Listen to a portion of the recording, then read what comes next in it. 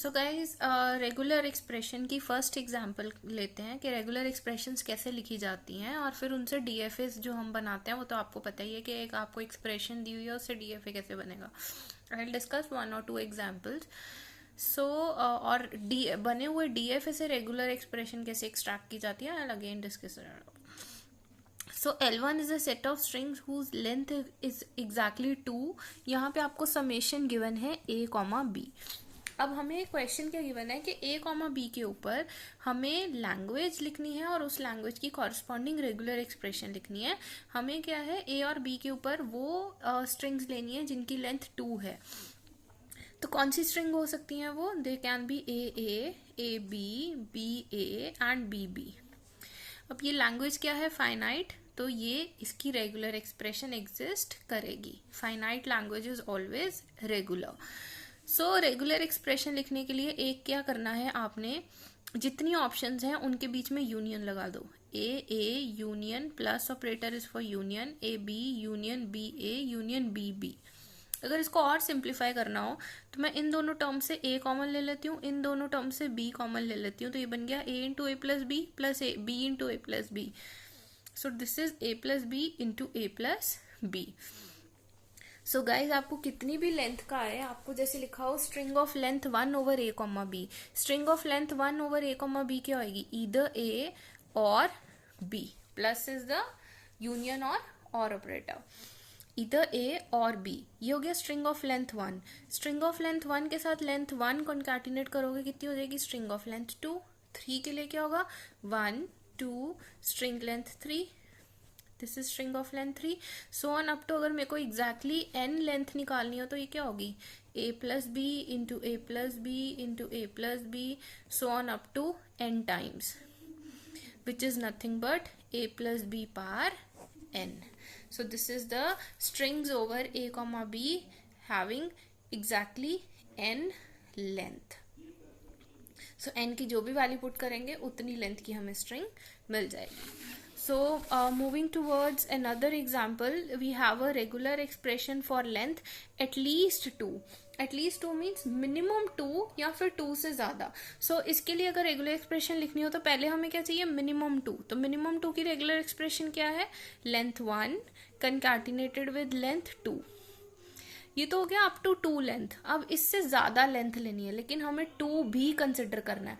2 consider करना है, इसका मतलब इसके बाद a प्लस बी की occurrence n number of times आ सकती है लेकिन वो 0 टाइम्स भी होगी. स्ट्रिंग लेंथ 1, स्ट्रिंग लेंथ 2 और 2 से ज्यादा जितने मर्जी occurrences of a and b. Star इसलिए लिया क्योंकि हमें 2 भी लेना था. अगर हो string of length greater than 2, फिर हम लेंगे स्ट्रिंग लेंथ 2, और 2 हमें लेंथ नहीं चाहिए इसलिए हम यहाँ पे लेंगे पॉजिटिव क्लोजर कि मिनिमम कितनी लेंथ होगी इसकी? 3 और above. This is for greater than 2, this is at least 2. So moving towards the next regular expression, string length with length at most 2. At most 2 means string length की maximum length 2 हो सकती है. at most में क्या आएगा? null, single a, single b और double length वाले कौन से होंगे? double a, double b, b a, b b. इनको हम concatenation से ऐसे भी लिख सकते हैं और इसको अगर मैं solve करूं तो it will be a plus B plus epsilon into A plus B plus epsilon.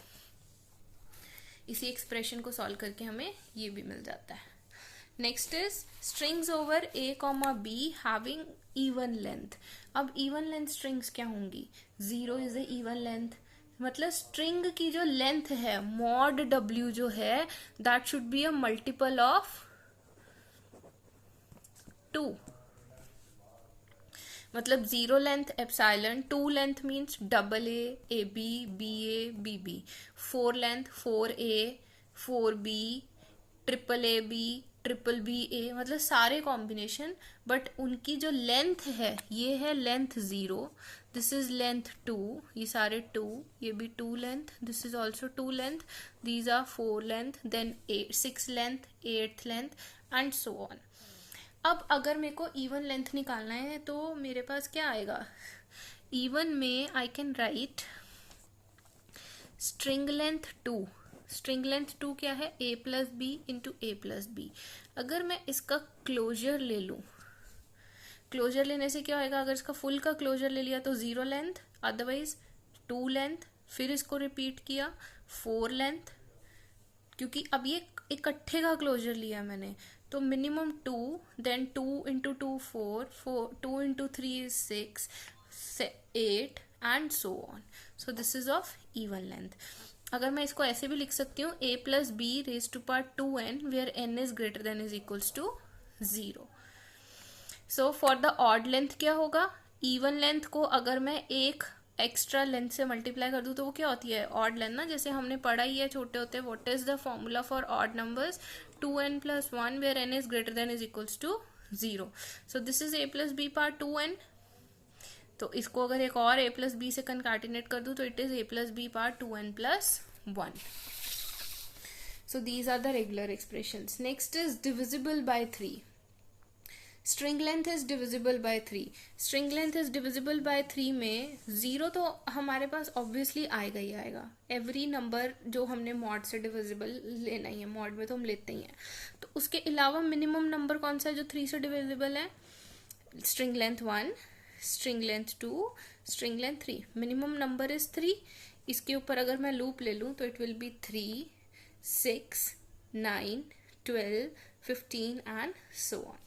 3 के ऊपर लूप ले लिया ना मैंने, तो इसको मैं ऐसे भी लिख सकती हूँ a plus B raise to power 3n where n is greater than is equals to 0।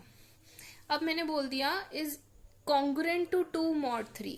देखो ऐसे कौन से मिनिमम नंबर है जिसको 3 से डिवाइड करें और रिमाइंडर आए आपके पास 2, दैट इज 2।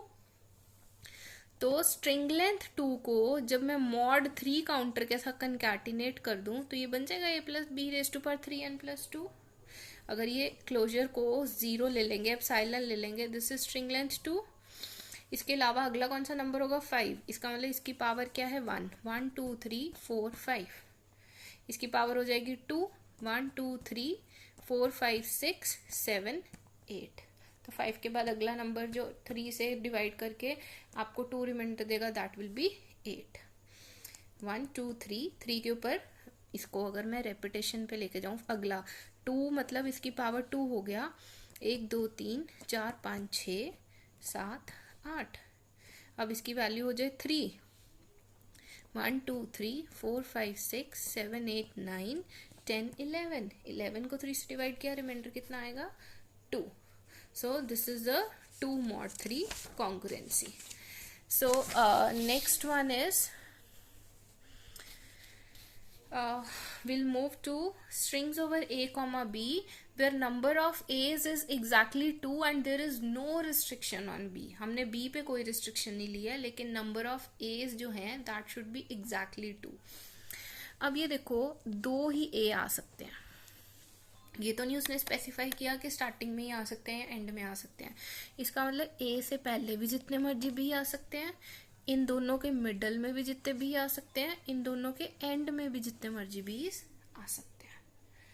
ठीक है, so this is a string over A comma B in which number of A is exactly 2 and there is no restriction on B.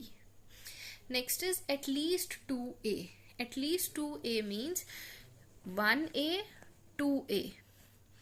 इसके बाद जितने मर्जी a आ सकते हैं, 1a मतलब स्टार्टिंग में इस a से पहले भी जितने मर्जी b आ जाए, इन दोनों के बीच में भी जितने मर्जी b आ जाए, जैसे ही 2a आए उसके बाद चाहे a आए चाहे b आए, वी हैव नो प्रॉब्लम, क्योंकि इसके बाद हमें मिनिमम 2a's चाहिए थे।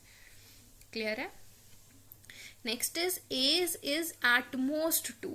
at most 2 means there is no a, epsilon, no A and no B, B पे कोई रिस्ट्रिक्शन नहीं है।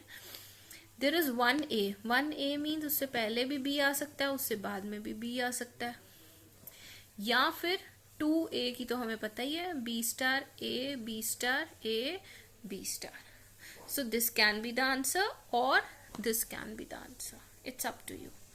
एक रेगुलर एक्सप्रेशन और एक डीएफए बनाने के मल्टीपल आंसर्स हैं हमारे पास। So you can also try number of A's are even. Number of A's are even. Again वही बात आ गई, 2 के मल्टीपल से शुरू होंगे, तो 2 वाला हमने ऑलरेडी कर लिया था. क्या था हमारे पास? B star A, B star A, B star whole star. ये तो हो गया कि आपके पास या तो कोई A नहीं आएगा या मिनिमम 2 A's तो आएंगे. लेकिन ये भी तो हो सकता है कि कोई A भी नहीं. ये तो कह रहे हैं ना, अगर मैं स्टार ले लूँ तो कोई A भी नहीं होगा और कोई B भी नहीं होगा. लेकिन वो भी तो सिचुएशन आएगी जब A नहीं है लेकिन B's एग्जिस्ट करते हैं, तो यूनियन लूंगी मैं इसके साथ B स्टार. क्या किया मैंने? 2 वाली स्ट्रिंग का ऊपर मैंने क्लोजर ले लिया, तो ये हो गया स्ट्रिंग्स A's आर इवन. ये तो क्लियर है. एक्स्ट्रा B स्टार लेने का मतलब है कि हो सकता है स्ट्रिंग में कोई A है नहीं लेकिन B है. यहाँ पे स्टार आएगा तो इसका मतलब है ना कोई A है ना कोई B है. लेकिन हमें वो भी स्ट्रिंग्स एक्सेप्ट करानी है जिसमें A नहीं है लेकिन सारे B's हैं, तो इसलिए मैंने यूनियन में B स्टार भी लिया. So thank you so much guys.